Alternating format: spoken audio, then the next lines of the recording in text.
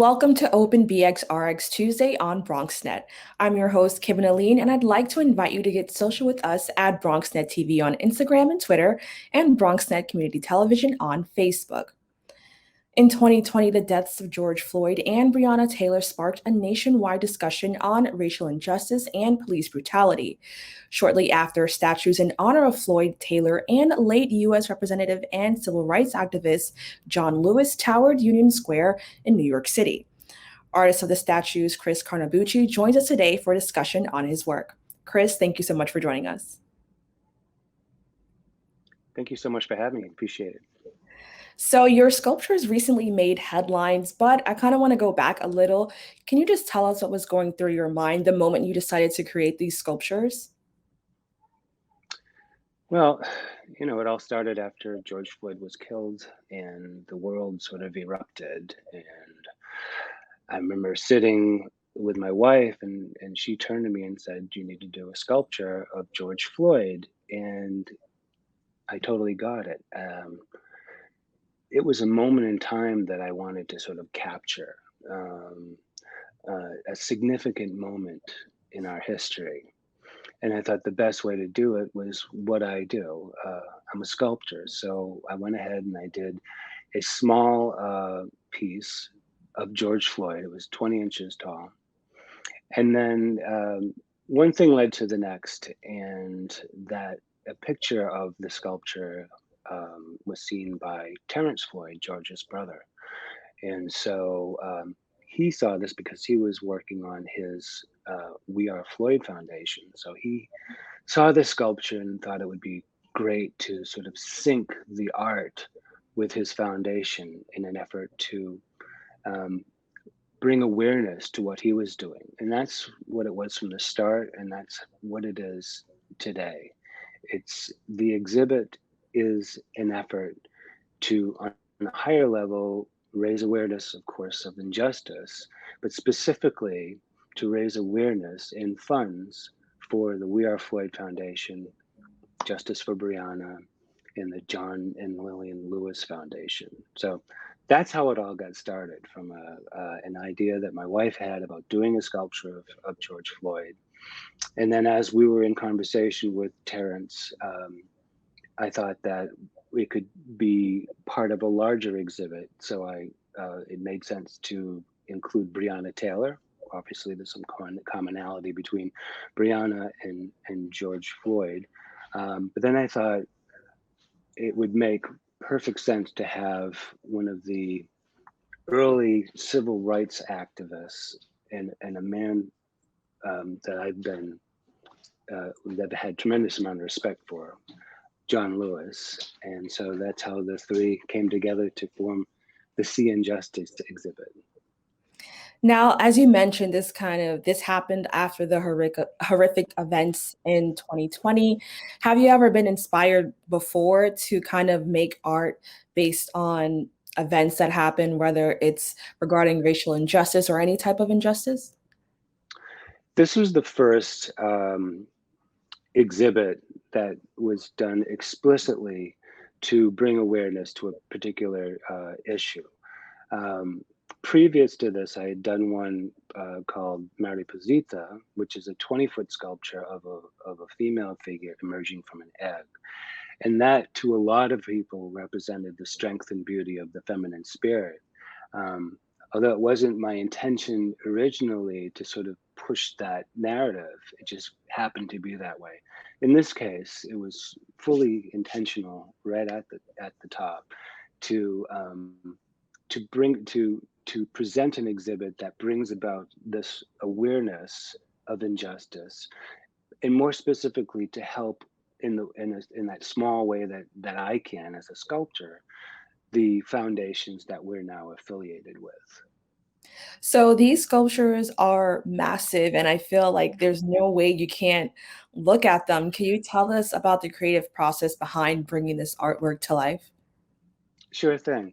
I'll try not to bore your audience, but it starts with a 3D model. In this case, models that were developed by a father-son team, Daniel and Rodman Edwards. So I take that model, which is a virtual model, and I bring it through a couple of different programs, one of which allows me to slice or sort of deconstruct that model into layers.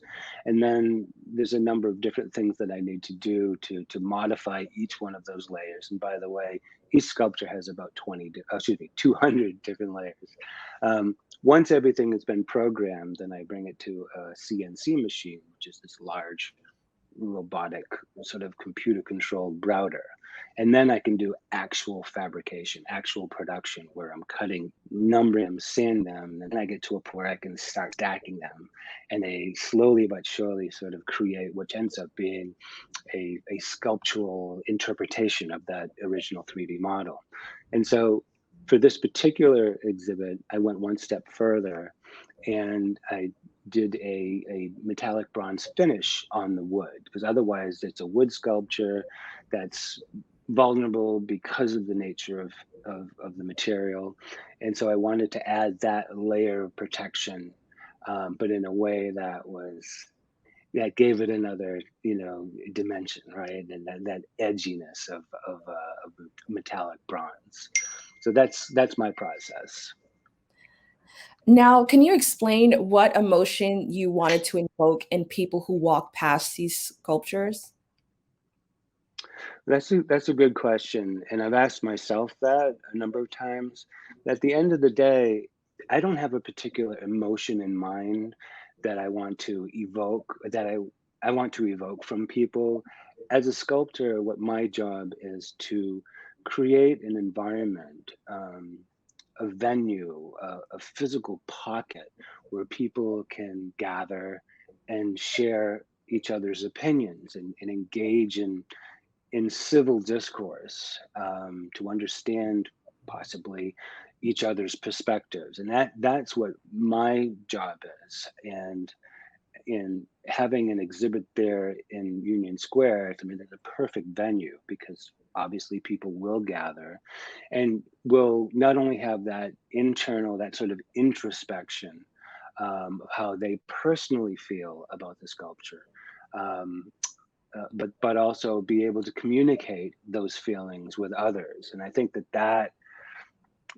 that's sort of key, because if we can come to some sort of understanding of each other's perspectives, maybe you can have decent dialogue and hear each other out. So, can you also speak a little bit more about Union Square? Because I understand there's a little bit of significance for why it's there. Uh, a little bit, sure.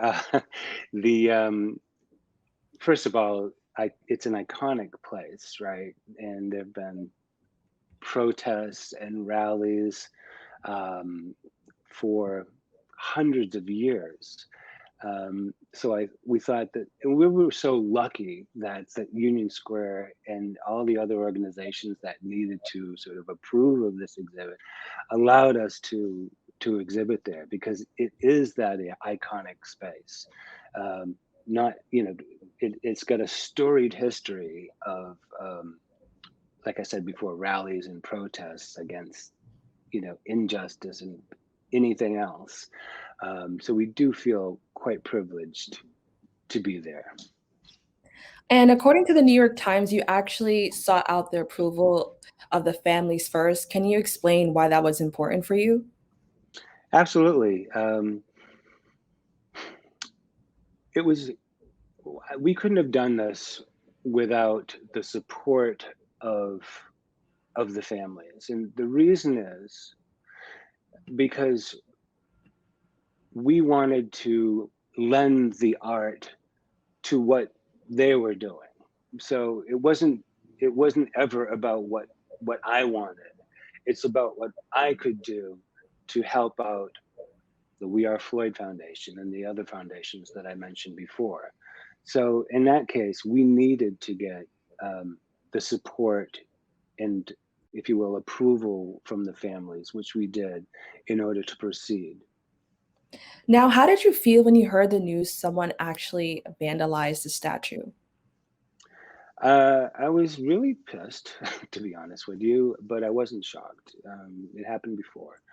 Um, you know, like I said, it wasn't shocking. Just to me, there are much better ways to express one's opinion than to damage an object. I mean, it's an object that has meaning beyond its, its physical condition, but it's an object, and by damaging the object, you're not damaging the meaning or the message. And in this case, you're amplifying it because we're talking about it now. You're sort of amplifying the message, and I wasn't happy that this act gave me an opportunity to talk with you or with anyone else about it. But as it turns out, that's what happened, and it just, like I said, very high risk, very low reward act on the part of the vandal. But it's a perfect illustration of why, we need to keep talking and there's a long way to go. And I want to know quickly, why do you think they only targeted George Floyd's statue? I think that a lot of people look at the sculpture and say, why are we, honoring the life of a man? And then they'll go on and list the various things that they heard about this man's life and that they disapprove with. And to that, I would say, don't think of it as sort of hero worshiping or, honoring a man's life that a man who I knew nothing about. But think of it as the death of this man caused a worldwide movement that resonates today. And where were you in the summer of 2020? And try to just understand that it is a memorial to the killing of George Floyd, and such that we should never forget what happened. And that's why we have a sculpture of George Floyd. And apparently there are some people that whatever for whatever reason can't get around that. So, can you just tell us, where can people get in touch with you when it comes to these statues?